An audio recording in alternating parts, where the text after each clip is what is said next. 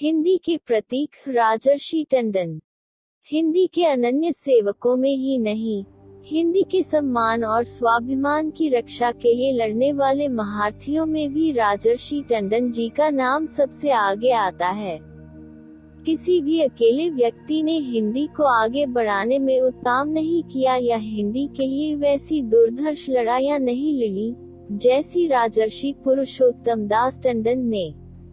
कदम कदम पर उनके आगे मुश्किलें आईं, पर टंडन जी तो किसी और ही मिट्टी के बने थे।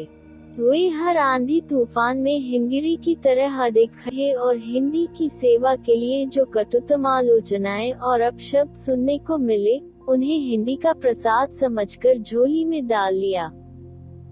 कहना न होगा कि टंडन जी आधुनिक हिंदी के सबसे बड़े अलंबरदारों में से थे, पर विनयी इतने कि न कभी उन्होंने अपने मुंह से हिंदी सेवा की चर्चा की और न यह कभी चाहा कि लोग उनके सिर पर प्रशंसाओं के पुलिंदों का ताज रखकर अभिनंदन करें। यहाँ तक कि हिंदी के लिए उन्हें जो विकट शूल सहने पड़े, उन्हें लेकर अपनी विपदाओं का बखान करना भी उन्हें कतई प्रिय नहीं था। हिंदी उनके लिए भाषा नहीं, सचमुच माँ ही थी और बेटे को माँ की सेवा में अगर अथक कष्ट झेलने भी पड़े, तो उसकी चर्चा वह स्वयं को या अपनी वत्सला जननी की ममता और बड़प्पन को क्यों छोटा करेगा। ऊपर से देखने पर टंडन जी के जीवन में भी विरोधाभासी स्थितियां नजर आती हैं। उनका परिवार राधा स्वामी का अनुयायी था। टंडन जी पर भी इसका प्रभाव पड़ा। उनके रहने सहने, वेश और खानपान में जो सादगी और सरलता थी तथा उनके मन में जो करुणा और परदुख का तरता थी, भी संभवतः वहीं से आई। टंडन जी सादगी और सरलता की मिसाल थे और अपनी बहुत सादा कुर्ते धोती वाली वेशभूषा से ही उनकी पहचान थी, पर बहुतों को शायद पता न हो कि कॉलेज के दिनों में वे क्रिकेट के बहुत अच्छे खिलाड़ी और अपनी क्रिकेट टीम के कान थे। इसी तरह टंडन जी हिंदी के अनन्य भक्त थे, पर साथ ही वे फारसी के बहुत अच्छे विद्वान थे और अंग्रेजी भी उनकी बहुत अच्छी थी। पर इस सब के बावजूद उनका हिंदी प्रेम एक अनोखी मिसाल बन गया। इसकी कुछ प्रेरणा उन स्वदेशी आंदोलन से मिली और फिर बालकृष्ण भट्ट सरीखे हिंदी के विद्वान साहित्यकार उनके गुरु थे, जिनके सानिध्य में उनका हिंदी प्रेम परवान चढ़ा। उनके पुत्र संत प्रसाद टंडन ने टंडन जी के व्यक्तित्व का विश्लेषण करते हुए लिखा है, बाबूजी के जीवन को बनाने में 4 व्यक्तियों का प्रमुख हाथ रहा है। उनके माता पिता अर्थात हमारे पितामह और दादी, पंडित मदन मोहन मालवीय और पंडित बालकृष्ण भट्ट। हमारे पितामह से उन्हें सत्य पर अडिग रहने की शिक्षा मिली, दादी से स्वभाव की दृढ़ता मिली, मालवीय जी से समाज और हिंदी की सेवा और भट्ट जी से हिंदी में लिखने की प्रेरणा मिली। यही नहीं, टंडन जी घर परिवार में कैसे थे, यह जानना और भी दिलचस्प है। घर पर भी उनकी छवि के साथ ईमानदार और कठोर अनुशासन इस कदर जुड़ा हुआ था कि बच्चों और घर परिवार के दूसरे सदस्यों पर इसका गहरा असर पड़ा। उनके बड़े बेटे डा. संत प्रसाद टंडन ने मेरे पिताजी शीर्षक से लिखे गए लेख में घर परिवार में टंडन जी के गुणों, दिनचर्या और ऐसी बहुत सी बातों के बारे में लिखा है, जिन्हें पढ़कर मन चकित होता है, अभिभूत भी। सरल मन के भीतर असाधारण दृढ़ता। टंडन जी के व्यक्तित्व की सबसे बड़ी खूबी यह थी कि वे ऊपर से संत सरीखे सरल नजर आते थे, पर उन भीतर एक आदि विद्रोही भी बैठा था, जो किसी भी अन्याय के विरोध में तनकर खड़ा हो जाता था। एक बार वे कोई फैसला कर लेते तो कोई उन्हें सत्य पथ से डिगा नहीं सकता था। जिन दिनों टंडन जी वकालत कर रहे थे, तब की एक घटना है जिसकी असाधारण दृढ़ता का पता चलता है। उन दिनों इस तरह की बहुत घटनाएं हो रही थी, जिनमें लोगों को झूठे सपने दिखाकर लोभ लालच से या फिर जबरदस्ती फिजी आदि मुल्कों में भेजा जाता। वहाँ उन पर भीषण अत्याचार होते। बहुत कठिन और अमानवीय स्थितियों में उन्हें रहना पड़ता था। एक दिन टंडन जी को पता चला कि शहर में बहुत से गरीब लोगों को इसी तरह बहला फुसलाकर या फिर जोर जबरदस्ती से किले में ले जाया जा रहा है, ताकि उन्हें बंधुआ मजदूर बनाकर दूसरे मुल्कों में भेजा जा सके। इस पर टंडन जी ने इसके विरोध में पूरे इलाहाबाद में एक बड़ा आंदोलन खड़ा कर दिया। हर तरफ उसकी चर्चा थी। बाद में यह खबर अंग्रेज जिलाधिकारी तक भी पहुंची। उसने टंडन जी को बुलाकर समझाया कि अभी तुम्हारे सामने का भविष्य पड़ा है, इसलिए इस तरह की बातों से तुम्हें दूर रहना चाहिए। पर टंडन जी ने बड़ी विनम्रता और दृढ़ता के साथ कहा, अगर कहीं अन्याय हो रहा हो तो उसका विरोध किए बिना मैं हरगिज नहीं रह सकता। जितनी बार उस अधिकारी ने उन्हें भला बुरा समझाने की कोशिश की, उतनी ही बार टंडन जी से अविचलित भाव से यही उत्तर दिया। इस पर अंग्रेज जिलाधिकारी ने बिगड़कर कहा, लगता है तुम अंग्रेज हुकूमत के विरोधी हो। टंडन जी ने उसी दृढ़ता से कहा, आपको यह बात बहुत देर से पता चली। सुनकर वह अंग्रेज अधिकारी भौंचक्का रह गया। कोई हिंदुस्तानी अंग्रेज अधिकारी के मुंह पर ऐसी बात कहे, उस समय कोई यह कल्पना भी नहीं कर सकता था। पर टंडन जी मन से निर्भीक थे। जहां सच्चाई का प्रश्न हो, वहां कोई तिल भर उन्हें झुका नहीं सकता था। इस घटना से पता चलता है कि उनकी विनम्रता के भीतर कैसा चट्टानी मन था, जो बड़े से बड़े खतरे उठा सकता था। कहना न होगा कि टंडन जी की ऊपरी सरलता के बावजूद उनका मन इस्पाती था। भीतर की पूरी दृढ़ता और टंकार के साथ वे कहते थे, देश की सेवा बाजार की चीज नहीं है, वह बेची नहीं जाती है। जिस देश में दूध नहीं बेचा जाता था, कन्या नहीं बेची जाती है, देशभक्ति भी बिकती नहीं है। देशभक्ति तो देश के लिए है, उसके लिए कृष्ण उठाना ही अपना संतोष है, यही आनंद है। यहाँ इस बात का उल्लेख जरूरी है कि गांधी जी ने टंडन जी के एक पत्र के उत्तर में बड़ी स्पष्टता और दृढ़ता से कहा था कि मेरे लिए हिंदी का प्रश्न तो स्वराज्य का प्रश्न है। टंडन जी ने हिंदी के प्रश्न को इस तरह हवाओं में गुंजा दिया था कि पराधीनता के काल में देश सेवा के साथ साथ राष्ट्रभाषा हिंदी की सेवा का भी राजनेताओं ने प्रण कर लिया। हिंदी स्वदेशी का मूल थी और आत्मगौरव, आत्मसम्मान की भाषा, अपनी जमीन, अपनी धरती की भाषा, जो पूरे देश को एकता के सूत्र में बांधती थी। लिहाजा आजादी की लड़ाई जिन हथियारों से लड़ी गई, उनमें हिंदी भी थी, जिसने पूरे देश के जनमानस को आंदोलित कर दिया। टंडन जी के अनुरोध पर ही गांधी जी इंदौर में हिंदी साहित्य सम्मेलन के अध्यक्ष बने। कुछ अरसे बाद इंदौर में ही वे फिर से हिंदी साहित्य सम्मेलन के अध्यक्ष बने। दक्षिण भारत में हिंदी के प्रचार प्रसार लिए गांधी जी के अनुरोध पर दक्षिण भारत हिंदी प्रचार सभा की स्थापना की गई। ये सभाएं हिंदी साहित्य सम्मेलन के अंतर्गत ही काम कर रही थी, जिन्होंने दक्षिण भारत में हिंदी के प्रचार प्रसार में बड़ी उल्लेखनीय भूमिका निभाई। इस तरह नागालैंड, मिजोरम और कश्मीर सरीखे राज्यों में भी हिंदी के प्रचार प्रसार में सम्मेलन ने काम किया। इस सब के पीछे टंडन जी के कर्मठ और तेजस्वी व्यक्तित्व का ही बल था। हिंदी सेवा के लिए बड़े से बड़ा पद भी छोड़ा। पम श्रीनारायण चतुर्वेदी ने, जो टंडन जी के बेहद निकट थे, उन पर बड़ा आत्मीय संस्मरण लिखा है। इसमें टंडन जी की फूलों सरीखी कोमलता और वज्र सरीखी कठोरता दोनों का ही चित्रण है। उनका अनुशासन कितना कठोर था और वे एकता की कितनी चिंता करते थे, इसका एक उदाहरण उन्होंने प्रस्तुत किया है। उन्होंने बताया कि टंडन जी प्रयाग नगर पालिका के पहले गैर सरकारी अध्यक्ष थे। इससे पहले हमेशा ICS अंग्रेज ही इसके अध्यक्ष हुआ करते, पर फिर सरकार ने निर्णय किया कि गैर सरकारी अध्यक्ष हुआ करेंगे और टंडन जी प्रयाग नगर पालिका के पहले अध्यक्ष नियुक्त हुए। उन दिनों एक ऊंचे पद पर विराजमान अंग्रेज अधिकारी इलाहाबाद में रहते थे और उनके घर एक बहुत बड़ा स्विमिंग पूल था। उत्तर प्रदेश का पहला वाटर वर्क्स इलाहाबाद में ही बना था। शुरू में तो उससे पानी की पर्याप्त मात्रा लोगों को मिलती थी, पर फिर आबादी बढ़ने के साथ साथ लोगों को किल्लत होने लगी।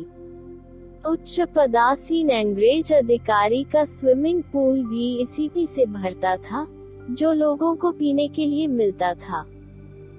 टंडन जी ने देखा कि लोग तो पीने के पानी के लिए भी तरस रहे हैं और इतना पानी स्विमिंग पूल भरने में चला जाता है।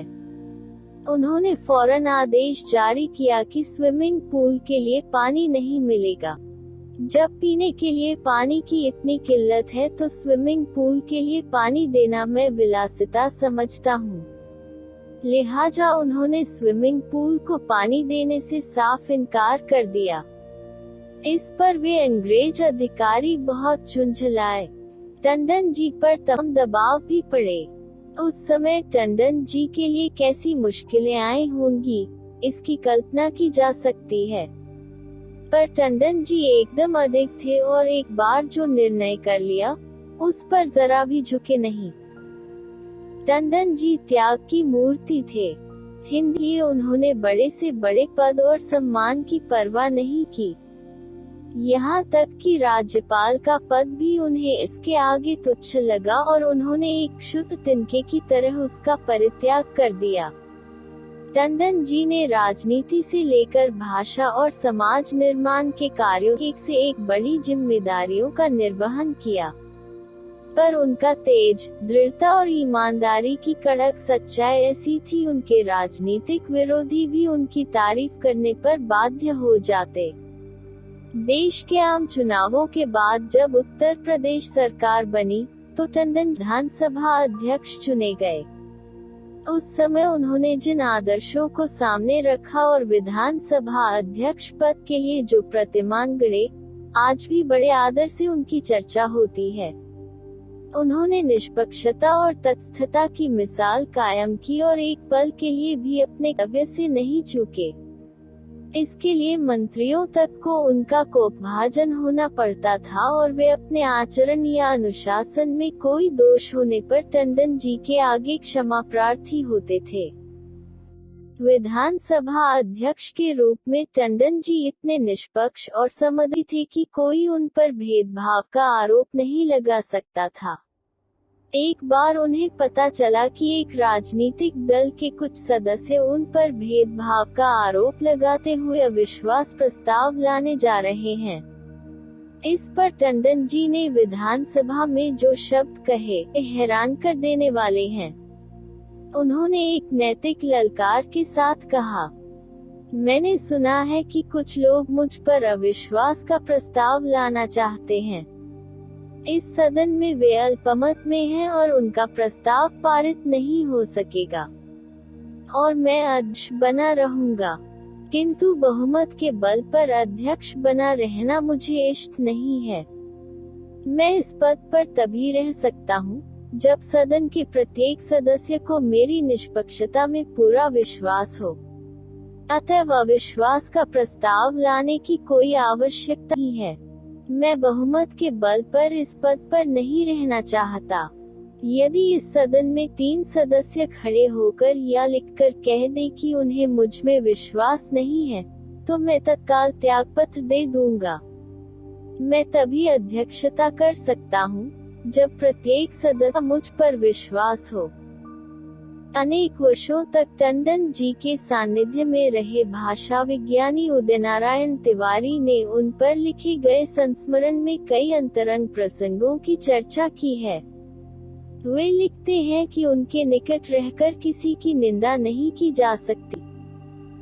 बिना मातृभाषा के कोई देश आगे नहीं बढ़ सकता। टंडन जी हिंदी के झंडा बरदार थे, पर हिंदी और हिंदी साहित्य को लेकर उनका ज्ञान अगाध था और चिंतन एकदम खुला हुआ। सभी संकीर्ण हदबंदियों से परे। वे दूरदृष्टा और हिंदी के जरिए राष्ट्र निर्माण का स्वप्न देख रहे थे। वे जानते थे कि पराई भाषा अंग्रेजी के जरिए नहीं, बल्कि हिंदी के जरिए भारतीयों की आत्मिक उन्नति और देश का सर्वमुखी विकास हो सकता है। वे हिंदी को सामंजस्य और समरसता भाषा मानते थे, जिसके साथ स्वदेशी गौरव का भाव जुड़ा है। लिहाजा हिंदी को लेकर टंडन जी के विचार आज भी हमें दिशा दे सकते हैं। टंडन जी का मानना था कि हर मुल्क और हर सभ्यता का उसकी भाषा से उतना ही गहरा ताल्लुक है, न उसकी आबोहवा से। उन्होंने साफ साफ देशवासियों को यह बात भी समझाई कि राष्ट्रीयता और हिंदी दो चीजें नहीं, एक हैं।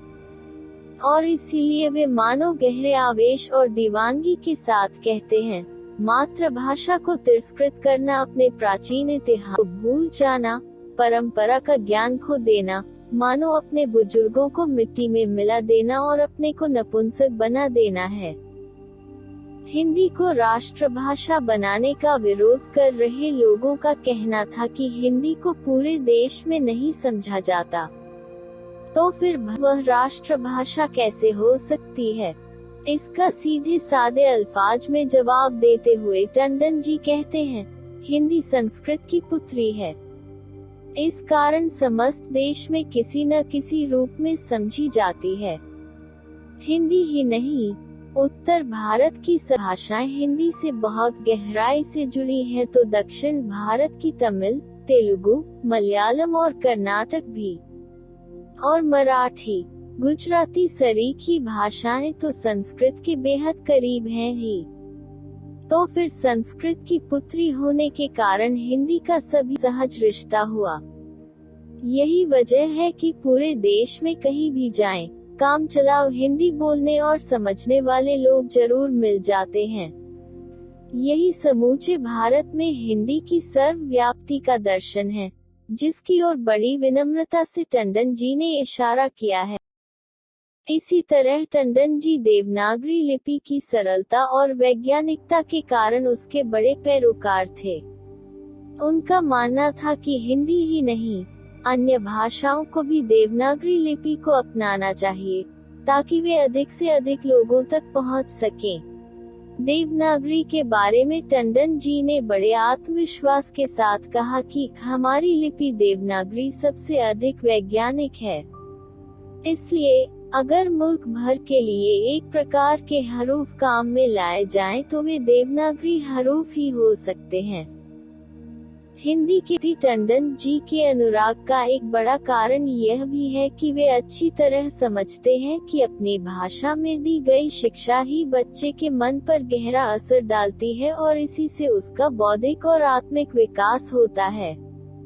इसलिए वे किसी राजनेता की तरह नहीं, बल्कि पर के किसी समझदार बुजुर्ग या मुखिया की तरह बहुत आग्रह पूर्वक कहते हैं कि शिक्षा अपनी भाषा में हो, यह जरूरी है। बगैर किसी किंतु परंतु के वे दो टूक लहजे में कहते हैं कि हमारी अपनी भाषा के माध्यम द्वारा ही हमारा शिक्षण हो, यह आवश्यक सिद्धांत है। इन शब्दों के पीछे उनकी सच्चाई और दृढ़ता दोनों की ही गहरी छाप नजर आती है। सच तो यह है कि टंडन जी हिंदी को भी देश सेवा का ही एक प्रबल माध्यम मानते हैं, क्योंकि उसी से देश का सांस्कृतिक विकास हो सकता है और देश एकता भी उसी से संभव है। बगैर हिंदी के आप देश की समूची जनता से संवाद नहीं कर सकते और न एक साथ करोड़ों लोगों के सुख दुख और भावनाओं से एकाकार हो सकते हैं। इसीलिए आगे चलकर सक्रिय राजनीति की डगर छोड़कर टंडन जी ने अपनी एक अलग राह चुनी और खुद को पूरी तरह हिंदी में बना लिया। हिंदी के लिए निरंतर काम करना ही टंडन जी का जीवन तप था। सार्वजनिक जीवन में काम करते हुए छोटी से छोटी चीजों की वे परवाह करते थे, इसलिए कभी उनकी धवलती में कोई दाग नहीं लगा। वे इसी धरती के थे, पर इससे कुछ ऊपर भी। राजनीति में खूब सक्रिय रहे, बड़े से बड़े पदों पर रहे, पर दलों के दलदल से ऊपर ही रहे। हिंदी के लिए पूरा जीवन खपाया और बड़ा आंदोलन चलाया, और भाषाओं का विरोध करके नहीं। उनका सपना आज भी हिंदी जगत को हिम्मत बंधाता है और निस्वार्थ भाव से हिंदी के लिए बड़े काम करने की प्रेरणा देता है।